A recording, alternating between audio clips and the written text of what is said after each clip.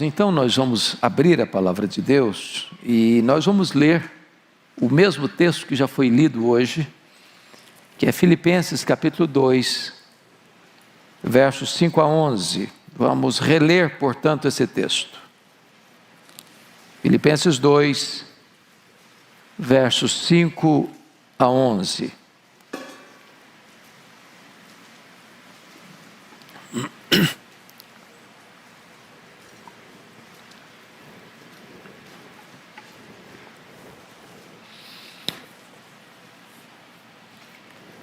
O texto diz o seguinte: tende em vós o mesmo sentimento que houve também em Cristo Jesus, pois ele, subsistindo em forma de Deus, não julgou como usurpação o ser igual a Deus, antes a si mesmo se esvaziou, assumindo a forma de servo, tornando-se em semelhança de homens e reconhecido em figura humana. A si mesmo se humilhou, tornando-se obediente até a morte, e morte de cruz. Pelo que também Deus o exaltou sobremaneira, e lhe deu o nome que está acima de todo nome, para que ao nome de Jesus se dobre todo o joelho, nos céus, na terra e debaixo da terra, e toda língua confesse que Jesus Cristo é Senhor, para a glória de Deus Pai. Amém. Meus amados, o apóstolo Paulo, o escritor desta carta, que estava preso em Roma ao escrevê-la, ele retrata para nós aqui que ele era pastor e teólogo, porque ele escreve nesse texto talvez a porção mais excelente da cristologia de todo o Novo Testamento, comparada talvez a Colossenses capítulo 1 e a Hebreus capítulo 1. Mas ele trata desta porção tão sublime da cristologia com objetivo pastoral, com propósito pastoral. Ele estava informado de alguns problemas de relacionamento dentro da igreja de Corinto, da igreja de Filipos, irmãos que estavam na igreja pensando neles mesmos, ou no seu grupo, no seu partido, dentro da igreja. E ele então, para corrigir esses conflitos e essas tensões de relacionamento, evoca 4 modelos, 4 exemplos, para os crentes olharem, observarem, para corrigirem esse sentimento de egoísmo e de partidarismo que estava prevalecendo dentro da igreja. E o primeiro exemplo que Paulo cita, o exemplo de Cristo, no capítulo 2, verso 5, tende em vós o mesmo sentimento que houve também em Cristo Jesus.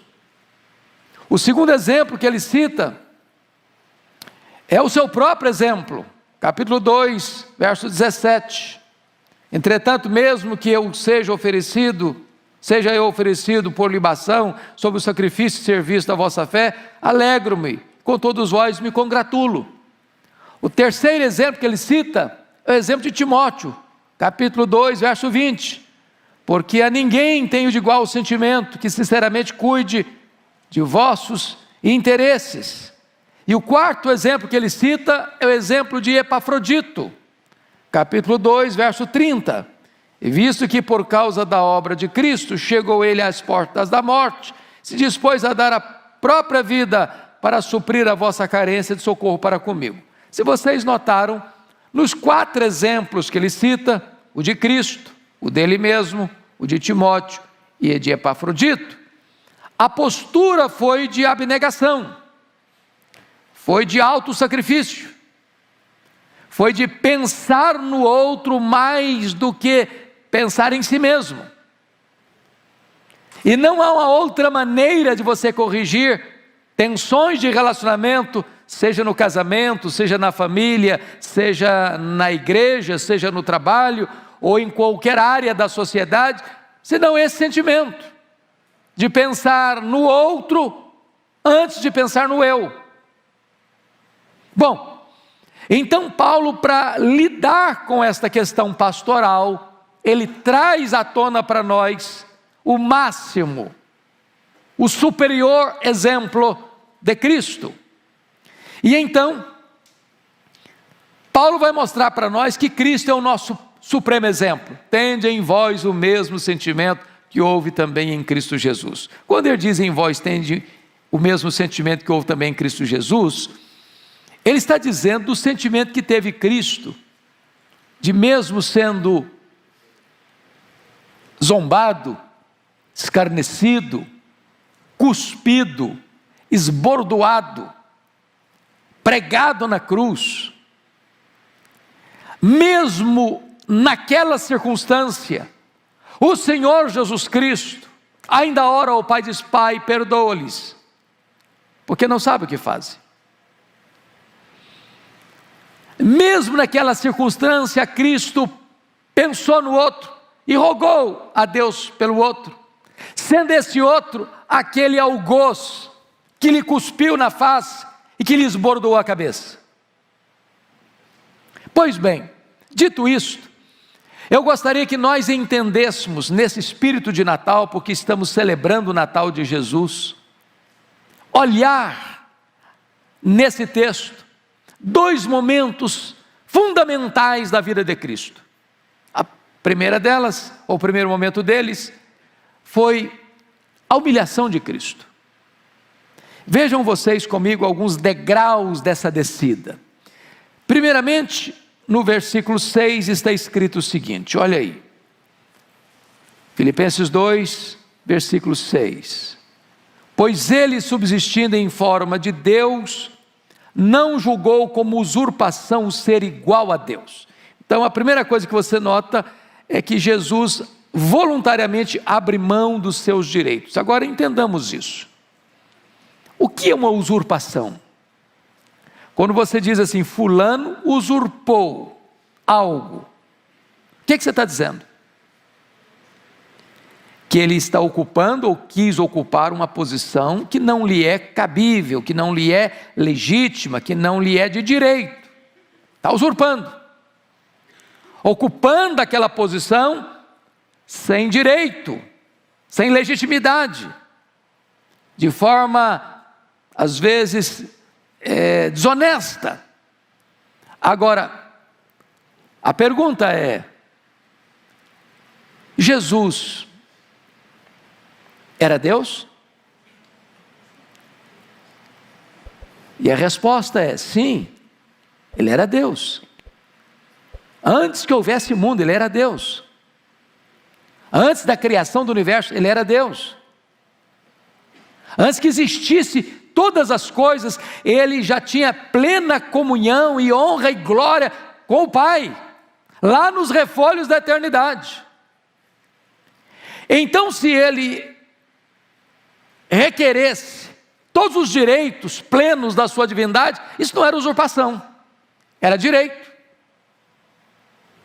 Mas mesmo tendo direito, ele abre mão, ele renuncia direitos, para mostrar para nós o máximo exemplo de renúncia e de abnegação.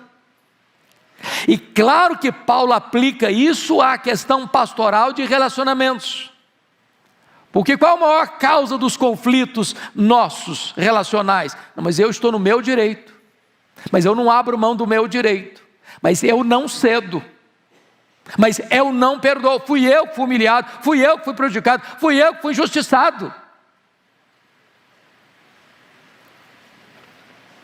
Agora vamos entender que ele, subsistindo em forma de Deus, não julgou como usurpação ser igual a Deus. O anjo de luz, Lúcifer, sendo criatura e a mais exaltada delas, não se contentou em ser criatura, quis ser igual ao Criador. Ou o homem, Adão, colocado no Éden, como gestor de toda a obra da criação, sobre as aves do céu, sobre os animais da terra, sobre os peixes do mar. Ele não se contentou em ser líder, ele quis ser igual a Deus. E Jesus, sendo Deus, não julgou como usurpação ser igual a Deus. Então a primeira coisa que Paulo trata para nós acerca de Cristo é que Ele é o máximo exemplo para nós de renúncia, de abrir mão de direitos. Agora vamos ao segundo degrau desta descida, desta humilhação. Veja você comigo, no versículo 7. Antes a si mesmo se esvaziou. Agora preste bem atenção no termo. Ele não foi esvaziado, ele se esvaziou. Ninguém tinha poder de esvaziá-lo, ele se esvaziou. Mesmo quando os homens o chamaram de endemoniado, de beberrão, isso não o atingiu, isso não o afetou, isso não mudou a natureza dele. Se as pessoas falarem mal de você, ou acusarem você, tem duas opções: ou isso é verdade ou isso é mentira. Se falarem mal de você, se for mentira, isso não atinge você, é mentira. Se as pessoas falarem mal de você e elas tiverem razão, você não tem que ficar irritado, porque elas têm razão, é verdade. Não era o caso de Cristo. Os homens chamaram a Jesus de endemoniado, de beberrão. Isso não afetou porque ele não era isso. Ninguém pode esvaziá-lo, mas ele a si mesmo se esvaziou. Agora, o que significa isso? Que ele abriu mão da divindade dele? Não, ele nunca deixou de ser Deus. Porém, ele abre mão de privilégios, daquela honra e glória que ele tinha com o Pai, antes da fundação do mundo, de estar lá na glória, cercado de anjos, querubins e serafins, que o adoravam e o serviam.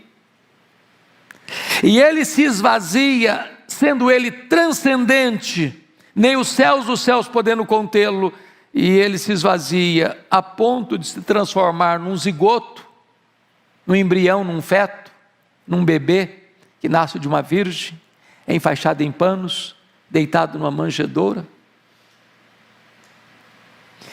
Ele se esvazia a ponto de, sendo santo, se fazer pecado, sendo bendito eternamente, se fazer maldição, de não tendo nenhum ponto de culpa em relação à lei, assumindo o nosso lugar, carregando sobre o seu corpo, no madeiro, os nossos pecados, ter que sofrer a sanção da lei, porque o salário do pecado é a morte, e ao se fazer pecado por nós, a morte, a lei exigiu a morte dele. Tudo isso está embutido nessa palavra, a si mesmo se esvaziou. Renunciou suas riquezas, sendo rico, diz 2 Coríntios 8:9, ele se fez pobre, Criador e dono de todas as coisas, nasceu num berço pobre, foi deitado numa estrebaria, cresceu numa carpintaria, não tinha onde reclinar a cabeça, e morreu numa cruz, precisou de um túmulo emprestado para ser sepultado. Ele se submete plenamente ao Pai, para cumprir a vontade do Pai. Ele se esvaziou.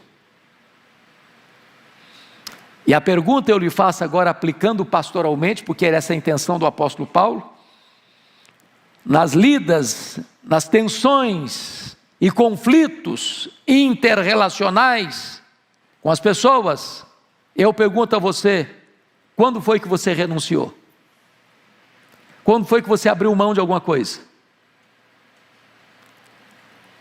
Quando foi que você não reivindicou os seus direitos e abriu mão? Cristo é o nosso exemplo. Mas Cristo desce a um terceiro degrau. Olha comigo o versículo 7.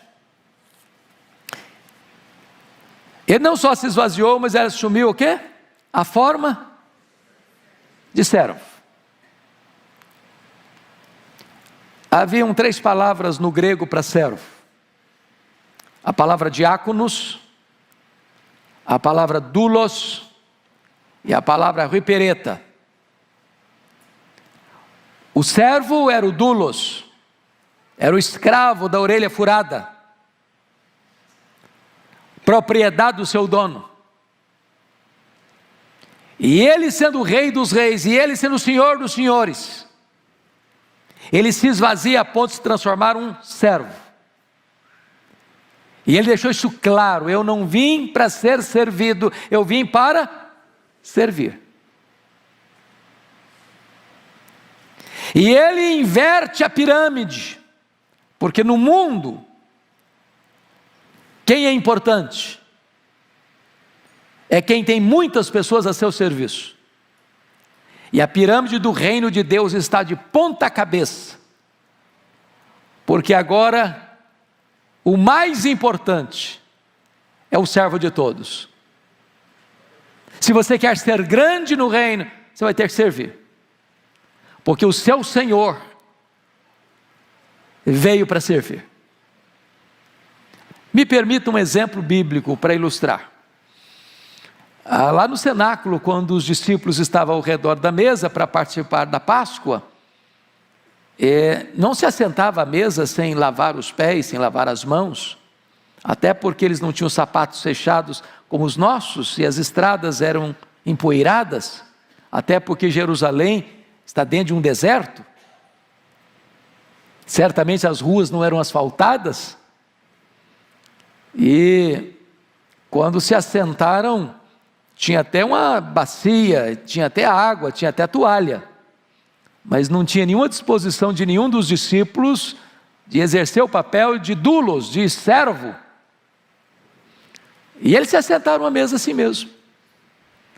E na medida em que eles sentaram, eles começaram a conversar entre eles, quem era o maior, quem era o mais importante, quem tinha mais prestígio. Esse é o papo do ser humano, não? Feira de vaidades, passarela das vaidades. Quando Jesus se levanta, se cinge com a toalha, pega uma bacia e começa a lavar os pés dos seus discípulos. E eu imagino o constrangimento. A Bíblia não conta todo o registro, porque ela não tem esse propósito de descer a detalhes, mas destaca, por exemplo, a reação de Pedro. Tu me lavarás os pés a mim? E Jesus diz: o que eu faço agora tu não entendes, entendê-lo-ás depois. E ele, perplexo, chocado, disse: não me lavarás os pés, eu não vou permitir isso, que tu te humilhes a esse ponto. E Jesus disse: se eu não te lavar os pés, tu não tens parte comigo. E ele responde: então o senhor lava os pés, o senhor lava as mãos, o senhor lava a cabeça. Aí Jesus: você não está entendendo nada, todos vocês estão limpos, exceto um que era Judas Iscariotes, só basta lavar os pés. Mas terminada essa cerimônia, Jesus retorna à mesa e diz assim: vós me chamais o Mestre e o Senhor, e fazeis bem, porque eu sou. Mas eu vos dei o exemplo. Em outras palavras, você que é Mestre, você que é Senhor, sirva, se você quer imitar a Cristo. Se você quer ser um cristão, quanto mais alto for sua posição, mais humilde deve ser a sua posição de serviço. Se nós adotássemos esse exemplo de Cristo, os nossos problemas pessoais e interpessoais seriam resolvidos. A vaidade estaria fora de cena e a humildade assentada no trono. Mas vai além e desce ao último degrau da humilhação. Confira comigo o versículo de número 8. a si mesmo se humilhou, tornando-se obediente até a morte, e morte de cruz. Meus irmãos, aqui é o último degrau da humilhação, porque a Bíblia diz que a morte de cruz era uma morte o quê? Maldita. Só os malditos, a pior classe de gente, recebia esse tipo de morte, de penalidade. E Jesus Cristo entra no mundo com essa consciência, com esse entendimento, de que Ele veio para morrer. Ele não foi pego de surpresa, Ele não foi surpreendido, a morte dele não foi um acidente. Ele profetizou não só que Ele ia morrer, mas como Ele ia morrer. Ele caminhou para a cruz conscientemente, deliberadamente, entendendo que ninguém tinha poder de tirar a sua vida, Ele voluntariamente a deu. E Ele sabia por que Ele estava dando a sua vida. Ele estava dando a sua vida para resgate do seu povo. Ele entendia que a cruz não seria um fracasso, uma derrota, mas seria a partida, o êxodo, a libertação do seu povo, onde as algemas seriam quebradas, onde as grades de ferro seriam rompidas e onde o seu povo seria liberto. Portanto, Ele caminha para a cruz como um rei caminha para a sua coroação. Bendito seja Deus por essa postura de sacrifício do Senhor Jesus Cristo.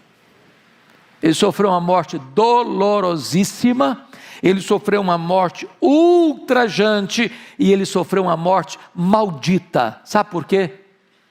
Porque nesse momento Ele se colocou exatamente no seu e no meu lugar, para cumprir a lei e para satisfazer a justiça divina, para nos libertar, nos remir, nos salvar, nos perdoar e nos fazer novas criaturas.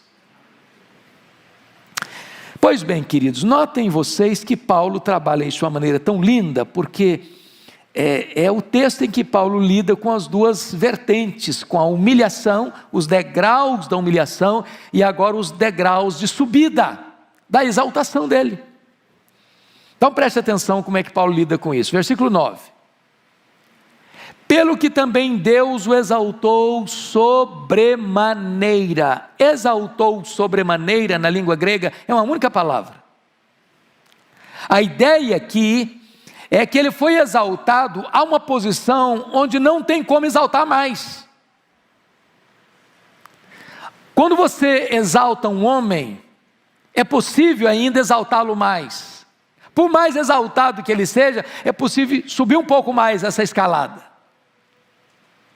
Pois Jesus foi exaltado a uma posição que não tem como exaltá-lo mais. Já está em grau superlativo. Já foi exaltado ao máximo. Agora, notem, quando se tratou de esvaziamento, foi Ele quem se esvaziou. Ele não foi esvaziado.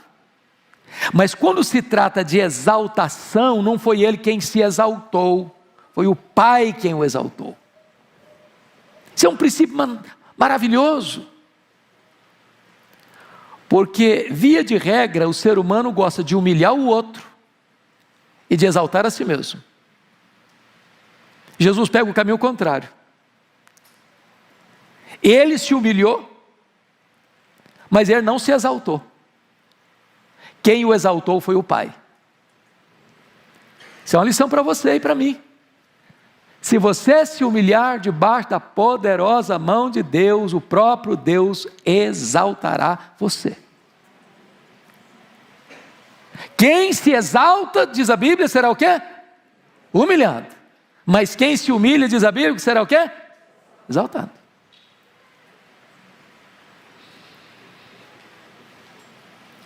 Agora, talvez você pergunte, de que maneira Deus o exaltou sobremaneira? Quais são os passos dessa exaltação? Primeiro, Deus o ressuscitou. Segundo, ele foi ascendido às alturas, aos céus. Terceiro, ele assentou-se à destra da majestade. Então Deus o ressuscita, Deus o eleva, Deus o entroniza, Deus o exalta, publicamente. Obra de quem? Do Pai. Vejam vocês, que nessa exaltação, diz o texto, que ele recebe, como emblema dessa exaltação, um nome. Deus o exaltou sobremaneira e lhe deu o nome que está acima de todo nome. Eu chamo a sua atenção para isso. Porque Jesus recebe este nome que é sobre todo nome, primeiro, diz a Escritura, por herança. Por herança. Está lá em Hebreus 1,4. Segundo, Jesus recebe esse nome por doação. Está escrito aqui. E Deus lhe deu o nome, que é sobre todo nome. Terceiro, ele recebe esse nome por conquista. Por conquista. E este nome, irmãos, é o nome que está acima de todo nome. Tem nome grande, tem nome extraordinário, tem nome de gente rica, tem nome de gente sábia, tem nome de gente poderosa, tem nome que traz pavor e medo, mas Jesus recebeu o nome que está acima de todo nome. Nesse nome nós somos salvos, nesse nome nós somos perdoados, nesse nome você ora e Deus responde a sua oração, nesse nome você ora pelos enfermos e os enfermos são curados, nesse nome você ordena aos demônios e eles saem das pessoas e as pessoas são libertas. Esse é o nome que está acima de todo nome, é o nome de Cristo, é o nome do nosso amado Redentor. Mas notem,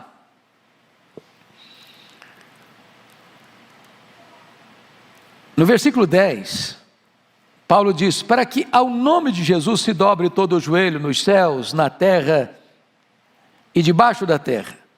Aqui este nome também, na exaltação, exige aqui uma rendição de todos. E quando ele diz, se dobre todo o joelho nos céus, a quem ele está se referindo? Aos seres angelicais. Na terra, a quem ele está se referindo? Aos seres humanos. Debaixo da terra, a quem está se referindo? Aos demônios. Em outras palavras, não há possibilidade, nem nos céus, nem na terra, nem debaixo da terra, existir alguém que tenha poder de resistir à autoridade do nome, suplantar a autoridade do nome, porque diante desse nome, todo joelho precisa se dobrar. Os anjos se dobram, os homens se dobram e os demônios se dobram.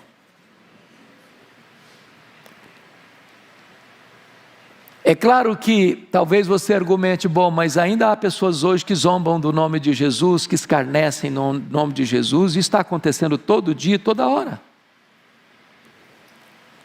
Na mídia, na imprensa, na literatura, no teatro, nas passarelas de carnaval, nos parlamentos, nas cortes, entre as nações. Talvez hoje você diz, mas parece que isso aqui não está acontecendo, porque o nome de Cristo é escarnecido todo dia, é zombado todo dia.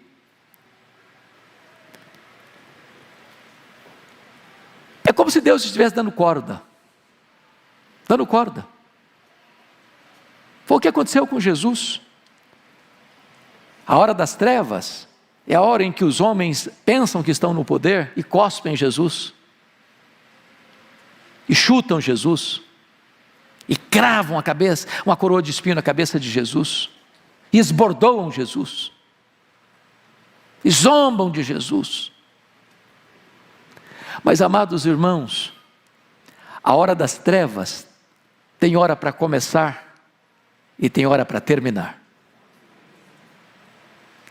até o momento que Deus vai dizer: basta, chega, chega. E aí, os poderosos deste mundo, os grandes deste século, vão entrar num processo total de pânico, de desespero, de pavor, porque eles estarão diante deste, que recebeu o nome que é sobre todo nome, quando ele em majestade e glória vai se manifestar, como juiz de vivos e de mortos, e todos, grandes e pequenos, terão que comparecer, e terão que ser julgados. E a cena do juízo é tão dramática que os homens vão querer que os montes caiam sobre eles. Eles, com as pernas bambas, vão querer se esconder nas cavernas mais escuras. E eles vão querer fugir da própria morte, mas a morte vai fugir deles. E eles vão ter que enfrentar o Senhor, o nome sobre todo nome, que vai julgá-los com reta justiça. E todos que zombaram, que escarneceram, que não voluntariamente se curvaram, vão ter que necessariamente se curvar diante de Jesus, e toda língua vai ter que confessar que Ele é Senhor, para a glória de Deus Pai. E o diabo será lançado no lago do fogo, e o anticristo será lançado no lago do fogo, e o falso profeta será lançado no lago do fogo, e a morte será lançada no lago do fogo, e o diabo também lá no lago do fogo, e todos os ímpios cujos nomes não estão escritos no livro da vida, no lago do fogo serão lançados, e o seu nome, o nome de Jesus, será proclamado pelos séculos dos séculos. Ele é o Senhor, e todo joelho vai ter que se dobrar, e toda língua vai ter que confessar que Ele é Senhor, para a glória de Deus Pai. Esta é a verdade, irmãos, tão sublime que Paulo está nos apresentando. Mas notem vocês que esta exaltação, ela tem que ser não só reconhecida, mas ela vai ter que ser proclamada. Porque o texto diz: e toda língua confesse. Não é só joelho dobrando, não, é língua confessando. E preste atenção que isso é lá do começo da história, viu? Pensa nos faraós do Egito. Pense comigo nos grandes potentados dos grandes impérios: Senaqueribe, Nabucodonosor, Ciro o Grande, Dario I, Alexandre o Grande. Pense comigo nos Césares de Roma. Pense comigo em Hitler, em Stalin, Mao Tse Tung, Karl Marx. Nos déspotas, nos facínoras, nos filósofos ateus,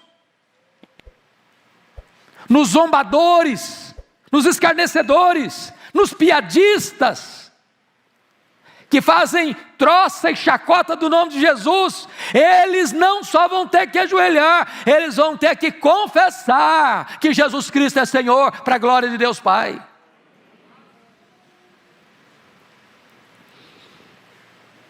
Agora, o que eu acho, e eu termino aqui, que me impressiona no texto,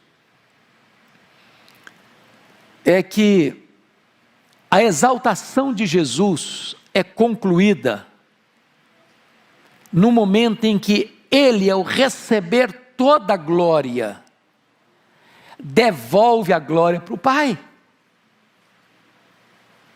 Esse é outro princípio.